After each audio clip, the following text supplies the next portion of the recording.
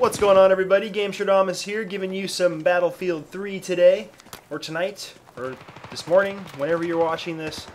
Playing a little team deathmatch today on Caspian Borders, I believe is the map. Definitely my favorite map thus far in team deathmatch. I've been doing pretty good in it. I'm not really sure why, but definitely been enjoying it. Anyway, I just kind of wanted to I don't know, shoot the shit with you guys today, go over some tips and tricks. Been geeking out in this game pretty hard over the last couple of days. Got the game a day early, which was a nice little bonus. There's a lovely little mom and pop gaming store down the street from my house that that sells games like a day or two early, so that was nice. So yeah, me and a bunch of buddies picked up the game and have just been kind of going at it. I'm rolling alone right now. I don't know anybody I'm with, but just kind of wanted to just get some team deathmatch up. I recorded a whole bunch of footage over the last couple days. Been preparing another Gamer 101. If you haven't seen that series. But anyway, I'm going to be preparing another one of those. Hopefully, maybe have it out next weekend. I will probably be busy this weekend for good old Halloween, or National Eye Candy Holiday is what I like to call it, since every girl gets half naked and it's totally accepted and it's awesome and it should be happening once a month. But anyway, yeah, I just kind of wanted to go over, I guess, focus on team deathmatch really. I mean, obviously each of the different game types in this game have a little bit different strategy, but one thing with team deathmatch is that the two teams will kind of square off against each other when the match starts, but depending on how the team moves and if other teammates are around or whatever, I haven't quite figured out how the spawning works. It's kind of perhaps a little bit random.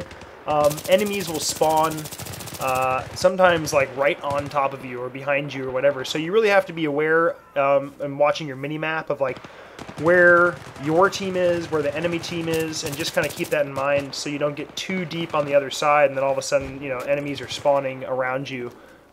So just keep that in mind, and just kind of stick to the outskirts and kind of move in from there rather than just like running around the middle, because there's so many different angles and ways that you can be killed in this game, especially with all the destructible environments and vehicles and explosives and whatever, that you can go down quickly. So you really got to be smart and I guess kind of play it realistically, really. You wouldn't be running around trying to run and gun. You'd be getting cover and getting position. And that being said, you know, I'm not really rolling with anybody I know right now, and when I don't play with anybody, especially not anybody on mics, I definitely do not trust any teammates. That's a lesson I learned early, because you know you'll be in a situation, I don't know, you'll clear a room or you'll plant an objective and you're like, oh, there's like 5 of my teammates on the left side of the room. Oh, they're going to cover the 1 or 2 entrances into the room, right? And I'll cover this other entrance on the left side or the right side.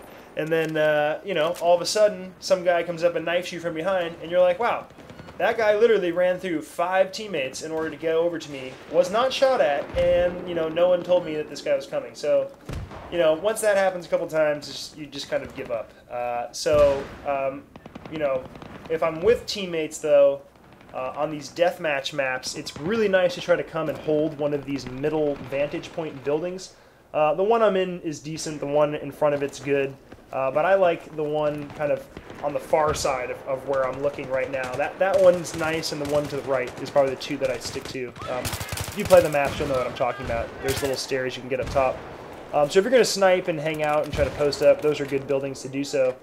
But without teammates, like I said, I just like to roll solo. Otherwise, you really can't hold those buildings down. There's only so many people you can kill with one clip of ammo before you get overrun or people spawn on you. Another thing I really want to go over is using your squad abilities.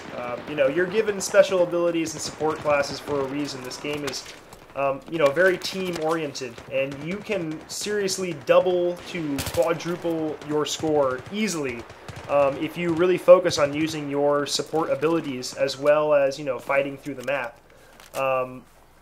You know, I've been trying to pay attention to it more, and, you know, earlier today, I threw in a med pack for 3 guys who were kind of in this bottleneck firefight, and I got 820 experience in like 10 seconds, 20 seconds. You know, which is 8 kills and an assist, you know, or 8 kills and 2 headshots, you know, which is a lot. You know, that could take you 5 minutes to get or whatever, creeping around the map, but you can, you know, get experience instantly for reviving and helping out your teammates. So it's really important to, you know, pay attention to that. And, you know, constantly be throwing out ammo or med kits or, you know, healing vehicles or, you know, laying mobile spawn points. It'll make a huge difference in not only your score, but it'll really help out your team. Like, that in that example I was saying before about the med pack, like, those 3 guys probably would have died, like, 4 times over. But the fact that, you know, that med pack was there, you know, not only helped them survive, but it got me a shitload of experience. So, you know, if you do that a few times through the map, you know, all of a sudden it's like, wow, I just got like 5,000 points just from doing support class stuff, which I really didn't even do that much of. So you can seriously multiply your points a lot just by doing the right stuff. So just keep that in mind, and not only that, not only to help your score, but it really helps the team like survive and get position and everything else. So do not shy away from using your abilities. And that the same goes for the recon as well. The mobile spawn points are incredibly important, especially in team deathmatch. You have random spawning. You can't spawn to your squad mate. So laying down a mobile spawn point will allow your team to kind of have like a little base in a way, and you guys can always kind of like respawn there and kind of go out together, rather than, you know, spawning sporadically and then trying to meet up and wander your way through things. You know, you can always have a designated area. So very, very important. Anyway, this is getting down to the end here. I'm definitely going to be posting a whole bunch more Battlefield over the next little while until Modern Warfare 3 comes out, and I'll probably go back and forth. So if you enjoyed this, come to my channel, rate, comment, and subscribe. And just before I go, I definitely want to give a little heads up. If any of you happen to play World of Warcraft, we just launched a World of Warcraft league at Battle Empire. I don't want to go into the whole details, but if you play PvP, you can come sign up for free. It's now a free-to-play service. And every 24 hours, depending on how you play and rank, and how much you play, you get ranked, and then you get paid out, depending on what the daily cash pot is. So really nothing to lose, and it's kind of an attempt to take you know, professional gaming to the next level and make it sort of a viable career for a lot of people. So anyway, check that out. Come check out my channel, and I will be back with some more of this lovely game soon. You guys have a good one. Take care.